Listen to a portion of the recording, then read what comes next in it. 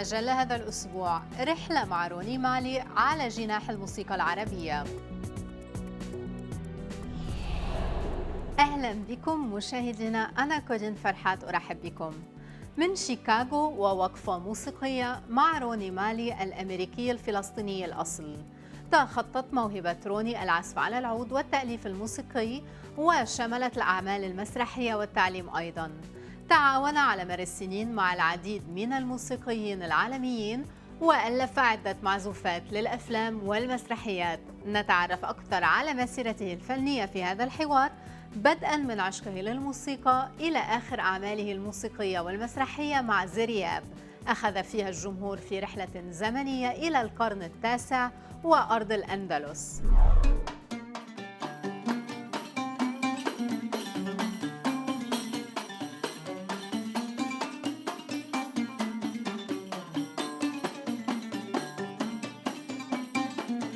Art is not only entertainment.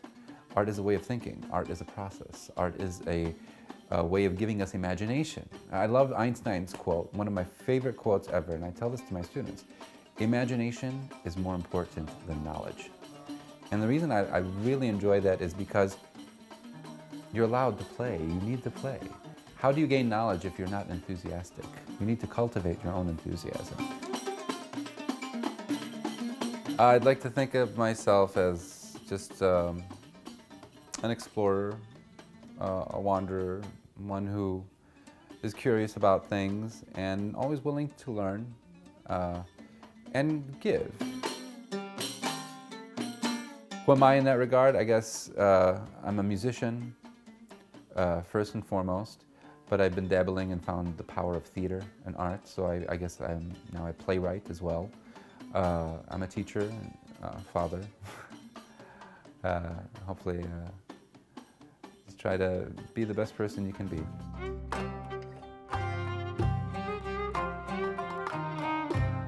I was very fortunate being born and raised in Chicago especially.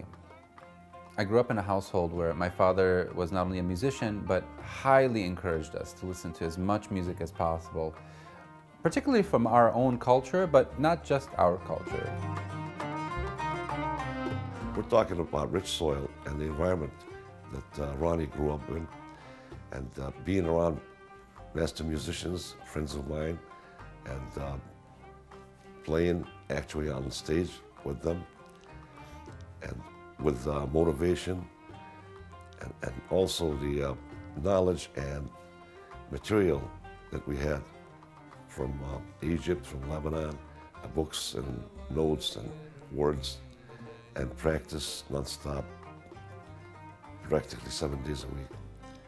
So the motivation itself and the rich soil played a big factor in that.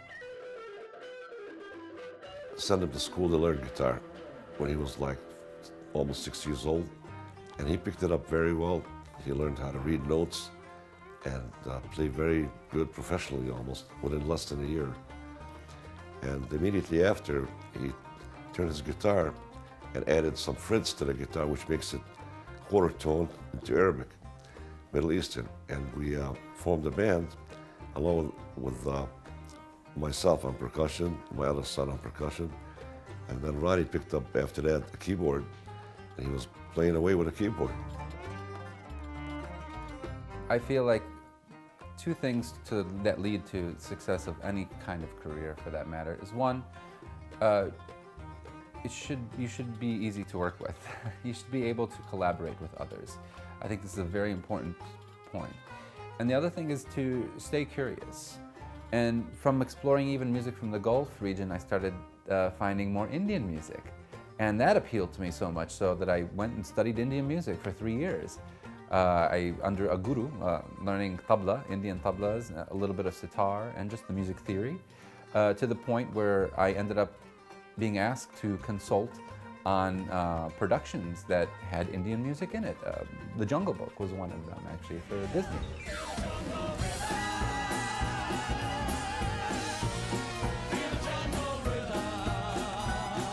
This was the opportunity I was looking for, because I thought, just like I know Egyptian music and Levantine music very well, and I know what song to play for people to really resonate with that, I thought, how can I find the same thing with Indian music?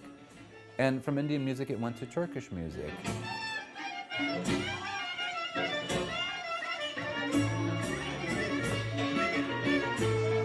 Ronnie really sticks to his guns when it comes to just playing his right parts, the proper parts.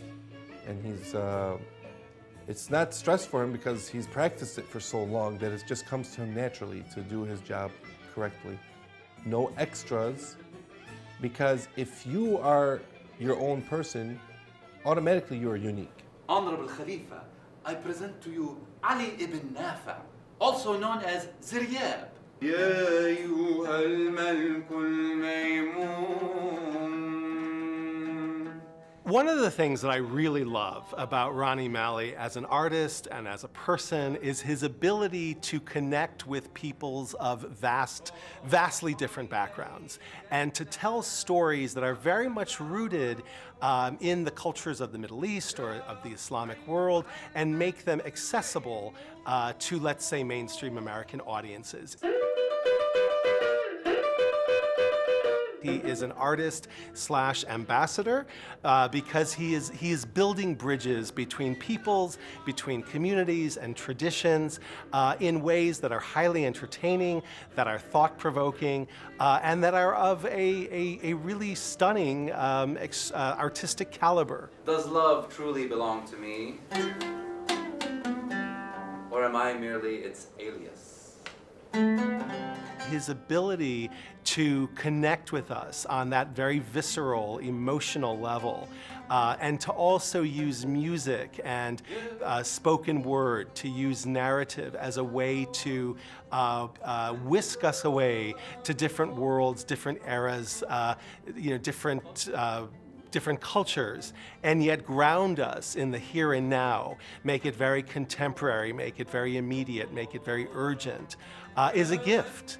And it's a gift that he uses in a wonderfully effective manner.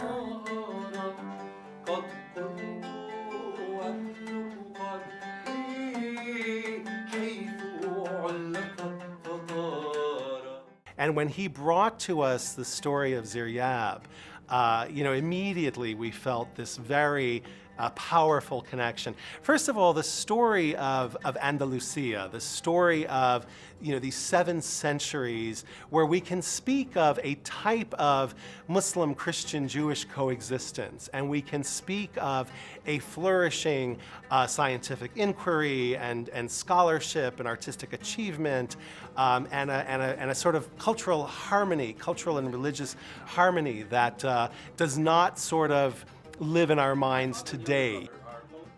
Part of the reason I wanted to write a play specifically about Ziryab is because I grew up with the notion that the Arabic language is a very poetic language. It's very rich.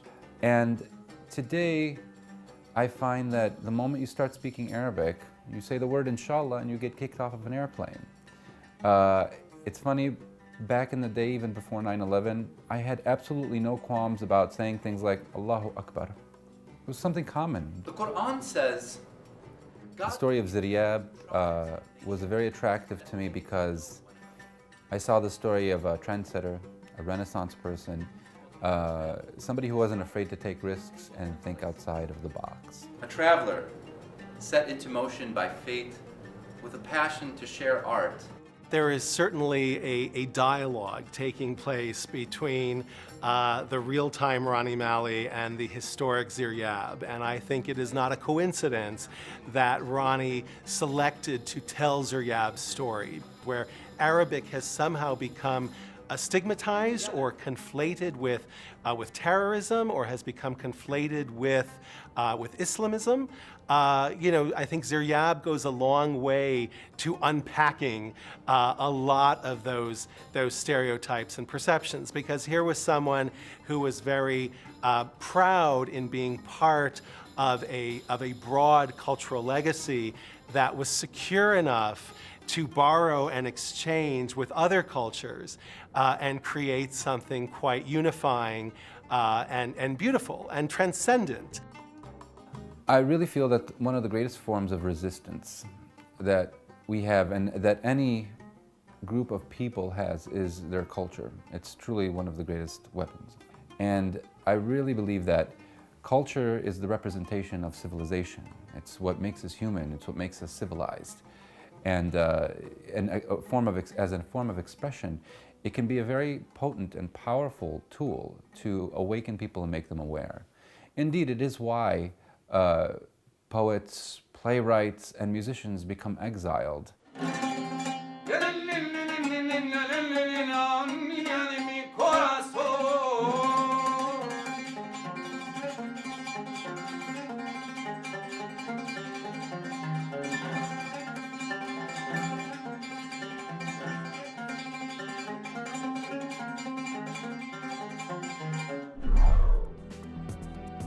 بعد الفاصل، الموسيقى العربية بطاقة محبة بين الشعوب.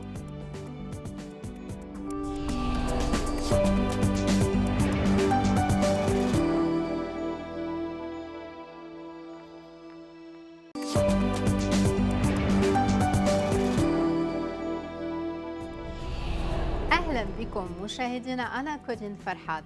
تمازجت الألوان الموسيقية في معزوفات روني مالي إيماناً منه بدور الموسيقى في تخطي الحواجز وكسر القيود. روني الذي استهوته آلة العود فاحترفها، عزف إلى جانب أبرز المغنيين مثل كاظم الساهر وتوني حنا. إلى جانب أعماله المسرحية والفنية، يدرس ويقيم ورش عمل للموسيقى العربية في المدارس العامة ومختلف الجامعات في الولايات المتحدة بهدف التعريف على غنى الموسيقى العربية، ومن خلال المقامات يبرز الأوجه الثقافية في العالم العربي بهدف كسر الصور النمطية عن العرب.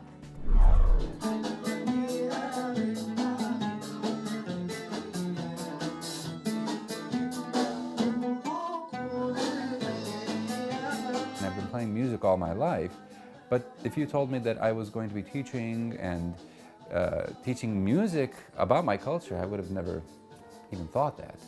And now I realize, wow, there are people who are yearning to learn an alternative narrative to what is being broadcast on television today in mainstream media. It's very easy to be pummeled with words like terrorist, security, Muslim this or Islamist that, and then not realize that there is a whole other side to this culture besides what the media is conveying. I worked in the business world for a very long time and thought, well, how am I contributing? What am I using in my talents to contribute to humanity? And it wasn't until I started really teaching music that I realized that, wow, the impact of teaching somebody about my culture or any of the other cultures that I enjoy, it just seemed to be much more gratifying, much more satisfying to me. When it comes to Arabic language, Arabic music, I feel like it's a great focal point, a good starting point, especially for a lot of my students who are learning Arabic right now in schools. Through one song alone, they're able to actually access an entire civilization, an entire group of people, and realize that these are humans. These are people who listen to music just like us, who eat food just like us, who live and breathe just like us. There's good and bad in the world, but I think music is one of those things that is not only a universal access point, but also that allows us to view the other in a very human way.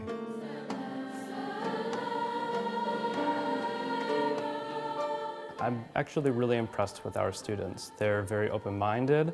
They were very open to learning a new style of music. There were certainly challenges, not because they rejected the style, but challenges because it's new. There's a different scale. There are some different, rhythmic components, but the students didn't reject it. They were very open and eager to learn a new style. Yeah, everyone ready? There's a whole different set of music theory and different rhythms and time signatures. So it's really been a big learning experience for my students. And I think it's been important because they don't just hear music from this other region as just something that's different and weird, but they start to understand it and understand how it's constructed and how to connect to it. And so there's certainly been a learning process for my students of approaching something that was very different and learning the tools to understand how the music works, where the emphasis is in the words, where the emphasis is in the meter and the rhythm. And the whole intention behind it was to think very critically about the cultures from where this music comes from and the influence that it's had on people. And what's interesting is we chose a song called the Iraqi Peace Song, which has been arranged for choir. And in this piece, we used it as a catalyst to discuss things like, well, where is Iraq? What's happening in Iraq right now? What's happening in Syria right now? Actually, I've been working with a choir director, and it's different because I'm a musician and he's a musician. However, the thing that I'm bringing in this time is from my background in global music and performance studies. And I'm bringing in a cultural element while he's teaching choir. We paid a lot of attention to music and choir that came out of Andalusia, that eventually evolved into Bulgarian choir, Western music, etc. Ronnie is just an incredible person to work with. He's brilliant, he's compassionate, that gets the students to be engaged and interested in what he has to share. He can both share the theory behind what we're learning, but also share personal experiences and put I think a human kind of touch to what we're doing. So it's not just something from a textbook, but there are real stories about friends or family members or his own past and cultural heritage. It's important that our students feel validated in their African American musical traditions, and I think there's a very similar parallel to learning music from another group of people that have too many negative stereotypes. Arabic-speaking people, people from the Middle East. And by learning a song that's in Arabic, that's from the Middle East, our students are learning to have empathy for others, they're learning to have compassion, and I think they're learning to not view them just as the other, but as people.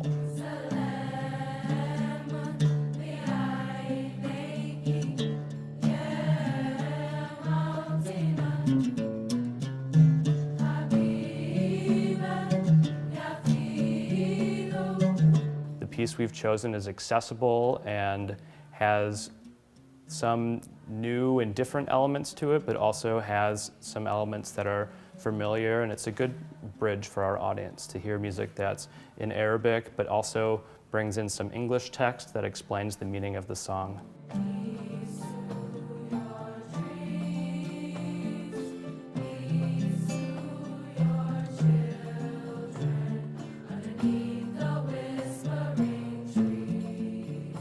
I believe that my students can now distinguish between what they see in the news about the Arabic language and Arabs in general and the Middle East, and the cultural element and the cultural aspects of this culture.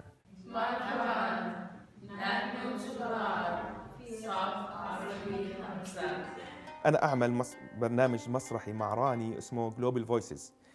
البرنامج يعني هدفه التبادل الثقافي ما بين الطلاب الأمريكان والطلاب الدول العربية. كيف البرنامج بيمشي؟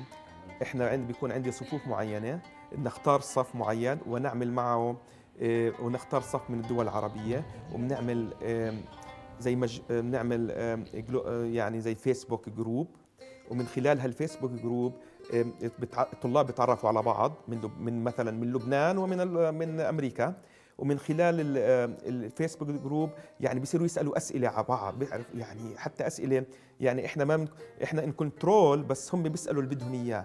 هل فهمتوا عليهم؟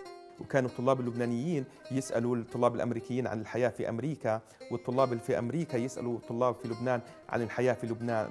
وبعد ما يتعرفوا على بعض نختار موضوع معين، الطلاب يختارون ما بينهم البعض، يختارون موضوع معين ويكتبوا مسرحية يعني يكتبوا مسرحية باللغة العربية هون عشان اللغة العربية كلغة ثانية، وفي لبنان أو في المغرب يكتبون المسرحية باللغة الإنجليزية لأن اللغة الإنجليزية كلغة ثانية، ويصبح هناك تبادل بالمسرحيات. إحنا طلابنا بيمثلوا مسرحيتهم وطلابهم يمثلون مسرحيتنا. Hard work should never be underestimated, nor should smart work as well. But it's important to be multilateral. Carnegie had once said, never mistaken the fact that you think that you're working with creatures of logic, because we are not creatures of logic. We are creatures of emotion. And we need to realize that and embrace that. Vulnerability is a very important aspect of being an artist, because the moment you feel that I'm going to overcome this fear and I'm going to risk putting myself out there, this is the music I did, I really feel deeply about it. This is the play I wrote, I really feel deeply about it. And I hope the sincerity of that comes across to some people. The mark I want to leave on the world is that I lived a true life, that I left a legacy of I did what I wanted to do. And if that in itself is an inspiration to people, then that's the greatest reward I can get. مشاهدينا أشكركم على المتابعة. أنا كورين فرحات أودعكم. راسلوني على إيميل البرنامج المجلة@الحرة.com، وتابعونا على صفحة البرنامج على الفيسبوك المجلة شو، وبلاقيكم الأسبوع المقبل بنفس الموعد.